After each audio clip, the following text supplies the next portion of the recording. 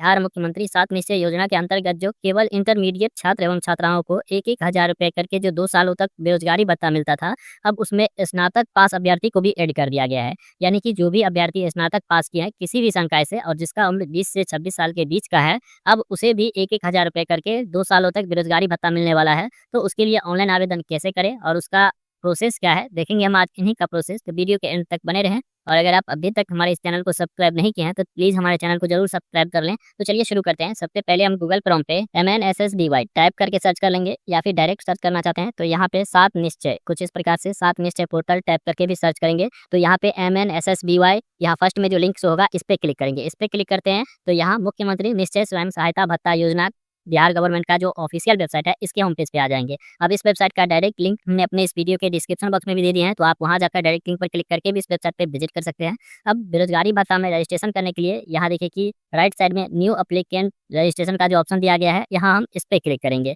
इस पे क्लिक करते हैं तो यहाँ पे क्रेडेंशियल जनरेशन का कुछ इस प्रकार से पेज खुल के आएगा। यहाँ अब आपको डिटेल्स फिल करनी है। जैसे यहाँ पे देखिए कि applicant first name SSC secondary जो मार्कशीट है उसके यहाँ सीनियर सेकेंडरी उसके हिसाब से यहाँ पे डिटेल्स आपको फिल करनी है। यानी कि इंटरमीडिएट में जो भी नेम है फर्स्ट नेम उसको यहाँ फिल करेंगे, मिडिल नेम को फिल करेंगे, लास्ट नेम को फिल करेंगे। अगर केवल मिडिल नेम है तो केवल मिडिल नेम को ही फिल करके आगे बढ़ेंगे। यहाँ पे ईमेल आईडी को फिल करेंगे, जो भी एप्लीकेंट है उसका ईमेल आईडी यहाँ पे फिल करेंगे और यहाँ पे आधार नंबर फिल करेंगे, यहाँ पे मोबाइल नंबर फिल करेंगे। उसके बाद यहाँ सेंड ओटीपी पे क्लिक करेंगे तो ईमेल आईडी और मोबाइल नंबर दोनों पे ओटीपी जाएगा। ओटीपी फिल करके आगे बढ़ेंगे। उसके बाद यहाँ दिए गए मोबाइल नंबर पे जो ओटीपी गया होगा 6 डिजिट का, यहाँ पे ओटीपी फिल करेंगे। यहाँ ईमेल में जो ओटीपी गया होगा वह ओटीपी फिल करेंगे और यहाँ पे डिजायर्ड स्कीम यहाँ देखिए कि BSSC Bihar student credit card जो होता है उसके लिए आप आवेदन करना चाहते हैं तो यहीं से आप आवेदन कर सकते हैं, इसको टिक करके। एसएचए सेल्फ हेल्प अलाउंस यानी कि स्वयं सहायता भत्ता योजना लेना चाहते हैं तो यहाँ पे इसको टिक करेंगे। या केवाईपी में अपना कंप्यूटर का कोर्स जो होता है उसमें रजिस्ट्रेशन करना चाहते हैं तो आप यहीं से कर सकते हैं, इसको टिक करके।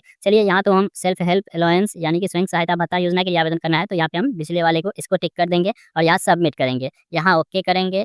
तो कुछ इस प्रकार से यू आर सक्सेसफुली रजिस्टर्ड का मैसेज होगा और यहीं पे बताया गया है कि your user ID and password has been send to your registered email ID and mobile number. यानी कि आपका जो यूजर आईडी है और पासवर्ड है वह आप जो ईमेल आईडी और मोबाइल नंबर दिए हैं उस पर भेज दिया गया है। अब यूजर आईडी आपका ईमेल आईडी ही होता है, केवल पासवर्ड जो है सो वहाँ से आपको देख लेनी है और उसके बाद यहाँ पे गो टू होम पे क्लिक करेंगे। उसके बाद लॉगिन करने के लिए यहाँ यूजर आईडी के रूप में आप अपना ईमेल आईडी फिल करेंगे और आपको जो पासवर्ड मिला है ईमेल या मोबाइल पे वह पासवर्ड देखकर यहाँ पे फिल कर लेंगे। यहाँ पे कैप्चा देखकर कैप्चा फिल करेंगे और यहाँ लॉगिन पे क्लिक करेंगे। यहाँ पे पासवर्ड चेंज करने के लिए आएगा, आपको जो पासवर्ड मिला है वह पासवर्ड इंटर ओल्ड पासवर्ड में फिल करेंगे और न्यू पासवर्ड में आप अपने हिसाब से नोमेरिकल अल्फाबेटिकल और स्पेशल कैरेक्टर को मिलाकर यहाँ पे 8 डिजिट का कम से कम पासवर्ड रख लेंगे। यहाँ री इंटर पासवर्ड में आप अपने हिसाब से यहाँ जो पासवर्ड रखे वही देखकर यहाँ पे फिल कर लेंगे और उसके बाद यहाँ सबमिट पे क्लिक करेंगे। यहाँ पे पासवर्ड चेंजेड या रीसेट सक्सेसफुली का मैसेज होगा। यहाँ फिर से लॉगिन करने के लिए बोला जाएगा, यहाँ क्लिक हेयर पे क्लिक करेंगे। यहाँ पे आप अपना यूजर आईडी के रूप में आप अपना ईमेल आईडी फिल करेंगे और आप जो अपने हिसाब से पासवर्ड रखे हैं रीसेट किए हैं वह पासवर्ड यहाँ पे फिल करके यहाँ पे कैप्चा देकर कैप्चा फिल करके और यहाँ लॉगिन पे क्लिक करेंगे। अब आप यहाँ अपने लॉगिन पेज पे आ जाते हैं। अब यहाँ डिटेल्स फिल करने के लिए आएगा। यहाँ सबसे पहले personal information of the applicant details fill करेंगे। उसके लिए यहाँ पे सबसे पहले आपको मैट्रिक या 10th बोर्ड को यहाँ पे सेलेक्ट करनी है। अब आप किस बोर्ड से मैट्रिक किए हुए हैं उस बोर्ड को यहाँ से सेलेक्ट करेंगे। यहाँ अगर आप बिहार बोर्ड से किए हुए हैं तो यहाँ पे बिहार बोर्ड को सेलेक्ट कर लेंगे और यहाँ पे रोल नंबर फिल करेंगे। जो मैट्रिक का यानी 10th का रोल नंबर है वह रोल नंबर यहाँ पे रोल कोड फिल करके यहाँ पे सेलेक्ट रेगुलर या सप्लीमेंट्री से थे तो यहाँ पे उसको बताएंगे। उसके बाद यहाँ पे पासिंग ईयर क्या है आपका मैट्रिक का तो उसको यहाँ से सेलेक्ट कर लेंगे। यहाँ पे स्कूल का नेम फिल करेंगे, यहाँ आपके मार्कशीट पे होगा उसके हिसाब से यहाँ पे स्कूल का नेम फिल कर लेंगे। यहाँ पे पूछा जाएगा 12th स्टैंडर्ड यानी कि एचएससी आप किए हुए हैं तो यहाँ पे यस करेंगे, नहीं किए हुए हैं तो नो का ऑप्शन नहीं आएगा क्योंकि यह जो है सो योजना केवल 12th पास यानी इंटरमीडिएट पास और ग्रेजुएशन पास के लिए ही है तो यहाँ पे इसको यस ही रहने देंगे। यहाँ पे इंटरमीडिएट का डिटेल्स फिल करने के लिए यहाँ पे 12th स्टूडेंट स्टैंडर्ड का बोर्ड यहाँ पे सेलेक्ट करेंगे। अगर आप बिहार बोर्ड से ही थे तो यहाँ पे बिहार बोर्ड को ही सेलेक्ट कर लेंगे। यहाँ रोल नंबर फिल करेंगे, यहाँ से रोल कोड को फिल कर लेंगे और यहाँ अपने जो पासिंग ईयर है आपका 12th इंटरमीडिएट का उसको यहाँ से सेलेक्ट कर लेंगे। यहाँ पे स्कूल का नेम ऑटो फिल होके आ जाएगा, जैसे ही रोल नंबर और रोल कोड फिल करते हैं तो स्कूल का नेम फिल करने के लिए नहीं आएगा। यहाँ पे एप्लीकेंट का फर्स्ट नेम फिल करेंगे, मिडिल नेम है तो मिडिल नेम, यहाँ पे लास्ट नेम है तो लास्ट नेम को फिल करेंगे। यहाँ फादर फर्स्ट नेम फिल करेंगे, यहाँ मिडिल नेम और यहाँ पे लास्ट नेम, यहाँ मदर फर्स्ट नेम और यहाँ मदर मिडिल नेम और यहाँ पे लास्ट नेम। उसके बाद यहाँ से जेंडर को बताएंगे, यहाँ मैरिटल स्टेटस को बताएंगे, यहाँ पे मोबाइल नंबर और आधार नंबर ऑटो फिल रहेगा। यहाँ से कैटेगरी को बताएंगे, अगर आप जनरल में आते हैं एबीसी ओबीसी एससी एसटी जिस भी कैटेगरी में आते हैं उस कैटेगरी को यहाँ से सेलेक्ट कर लें। अब यहाँ पे आईएफएससी कोड आप जो भी बैंक का डिटेल्स देना चाहते हैं उस बैंक का आईएफएससी कोड यहाँ पे फिल करेंगे। जैसे ही आईएफएससी कोड फिल फिल करते हैं और यहाँ पे क्लिक हेयर टू चेक पैसे कोड पे क्लिक करते हैं तो यहाँ पे बैंक नेम और यहाँ पे ब्रांच नेम शो होने लगेगा। सिर्फ यहाँ पे आपको अकाउंट नंबर फिल करनी है। उसके बाद यहाँ से परमानेंट एड्रेस में अगर आप रूरल ग्रामीण क्षेत्र चाहते हैं तो इसको टिक करेंगे, और अगर आप अर्बन शहरी क्षेत्र चाहते हैं तो इसको टिक करेंगे। अगर आप ग्रामीण क्षेत्र को टिक करते हैं तो यहाँ से स्टेट ऑटो फिल रहेगा। यहाँ से आपको डिस्ट्रिक्ट को सेलेक्ट करनी है, अपने ब्लॉक को सेलेक्ट करनी है और यहाँ से ग्राम पंचायत को सेलेक्ट करनी है। यहाँ पे आप अपने विलेज का नेम फिल करेंगे, पोस्ट ऑफिस का नेम फिल करेंगे और यहाँ पे पिन कोड फिल करेंगे। उसके बाद यहाँ पे नीचे में रेसिडेंशियल एड्रेस में अगर आप रूरल से आते हैं, यानी कि रेसिडेंशियल एड्रेस आपका कोई दूसरा है और परमानेंट एड्रेस दूसरा है, तभी आपको ये दोनों सेलेक्ट करना है।